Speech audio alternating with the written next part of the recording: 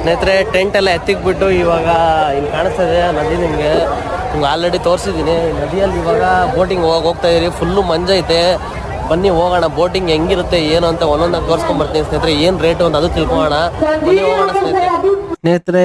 ಈ ಒಂದು ಬೋಟಲ್ಲಿ ಎಕ್ಕಕ್ಕೆ ನಮಗೆ 1 hour ಟೈಮ್ ಹಿಡಿತು. ಅಷ್ಟು ರಶ್ ಇದೆ. ಅಲ್ಲಿ ಎಕ್ ಮೇಲೆ ಕೂಡ ಇಳ್ದ್ಬಿಡಿ ಅಂತ ಹೇಳ್ತಾವ್ರೆ. ಯಾಕಂದ್ರೆ ಅಷ್ಟು ರಶ್ ಇದೆ. ಆದ್ರೂ ಹಂಗೋ ಮಾಡಿ ಎಕ್ಬಿಟ್ರಿ ನಾವು. ಈ ಬೋಟ್ ಪ್ರೈಸ್ ಬಗ್ಗೆ ಮಾತಾಡೋದಿದ್ರೆ, ಇದು ಬೋಟ್ ಬಂದ್ಬಿಟ್ಟು ಒಬ್ರಿಗೆ 100 ರೂಪಾಯಿ ಚಾರ್ಜ್ ಮಾಡ್ತಾರೆ ಸ್ನೇಹಿತರೆ, ಗೌರ್ಮೆಂಟ್ ಅವರು. ಆದ್ರೆ ಇವರು ಸ್ಟಾರ್ಟಿಂಗೇ 300, 400, 500, 1000 ಕೂಡ ಕೇಳ್ತಾರೆ. ಯಾಕಂದ್ರೆ ಅಷ್ಟು ಡಿಮ್ಯಾಂಡ್ ಇದೆ.